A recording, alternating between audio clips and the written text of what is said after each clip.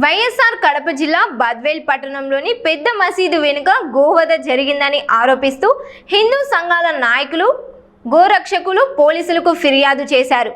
KGN beef mutton shop వద్ద గోవులను అక్రమంగా వధించి మాంసం విక్రయిస్తున్నారని ఆరోపిస్తూ అక్కడ ఉన్న మరికొన్ని గోవులను గోరక్షకులు రక్షించారు. ఘటనపై Vishwa Hindu Parishad, RSS, BJP, Bajrang Dal, ABVP తదితర సంఘాల నాయకులు బద్వేల్ అర్బన్ పోలీస్ స్టేషన్ ఎదుట నిరసన చేపట్టారు.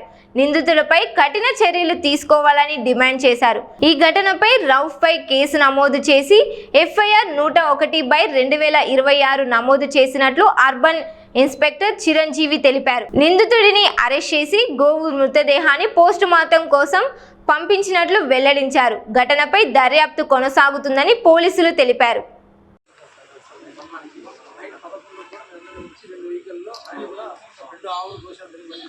ఈసారి ఇంకా చేయదని చెప్పారు.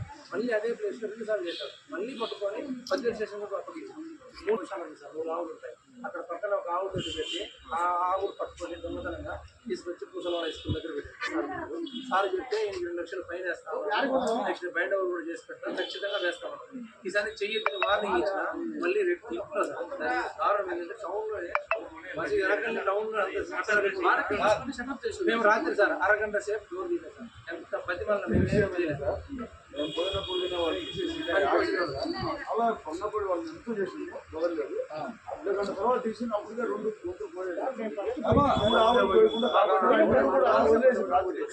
అవి మళ్ళీ చీకటి కదా ఆవులు అక్కడికి వచ్చినాయి.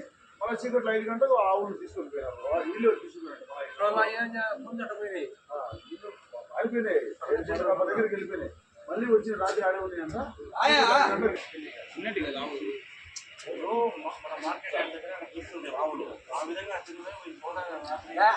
వచ్చేసి రాత్రి మనకు 10 నిమిషాల కల్లా ఇష్టపడి రాత్రి 57 ఆవులు ఉన్నాయి. మేము మధ్యలో 57 ఆవులు వారంలో తాకినాం. దాదాపు 2 లక్షలు ఖర్చు అయింది మాకు. 57 ఆవులు అదే అన్న 57 ఆవులు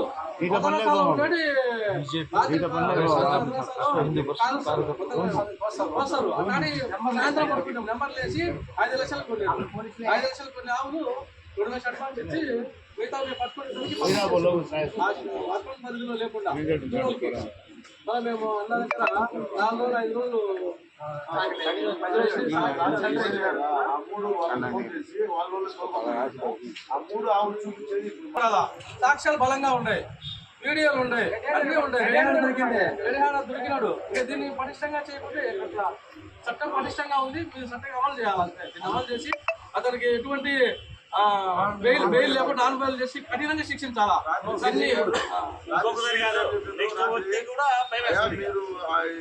స్పాట్లో దొరికినాయి కాబట్టి ఏది కలేబరా దొరికినాయి కాబట్టి మేము పోస్ట్మార్టం నిర్వహించి రాత్రి అక్కడే పనుకున్నట్ట పోలీసులు అది కాపాడింది. ఓకే, ఇప్పుడు 3 ఆవులు పట్టుకున్నాయి కదా, ఈ ఎట్లా పోయి అనేది వాళ్ళే చెప్పాలి. వాళ్ళు ఇక్కడ ఉండేది రాత్రి 3 ఆవులు తప్పించుకున్నాయి సార్.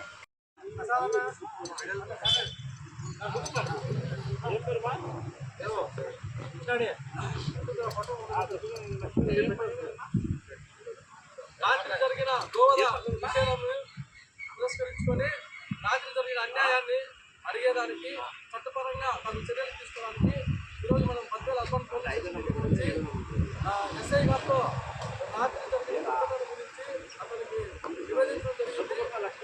ఖచ్చితంగా ఏదైతే గోవధ చేశారో ఆ రౌఫ్ అనే వ్యక్తిని మేము ఖచ్చితంగా శిక్షించి ఎఫ్ఐఆర్ ఫైల్ చేశామని చెప్పారు.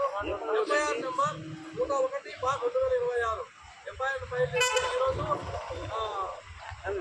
పశువుల ఆసుపత్రికి వెళ్ళి రిపోర్ట్ తీసుకొని పోస్ట్మార్టం రిపోర్ట్ వచ్చిన తర్వాత అతనికి తగిన శిక్ష విధించి రిమాండ్ పంపిస్తారని మాకు మాట ఇచ్చినారు. కానీ చట్టము గోవధ నిషేధ చట్టము చాలా పటిష్టంగా ఉన్నప్పటికీ దానిని అమలు చేయడంలో విఫలమవుతున్నారు. గత 4-5 సంవత్సరాల నుంచి కూడా ఆవులను తప్పుతూ ఉంటే మనము చాలాసార్లు కంప్లైంట్ ఇవ్వడం జరిగింది, అప్పచెప్పడం జరిగింది.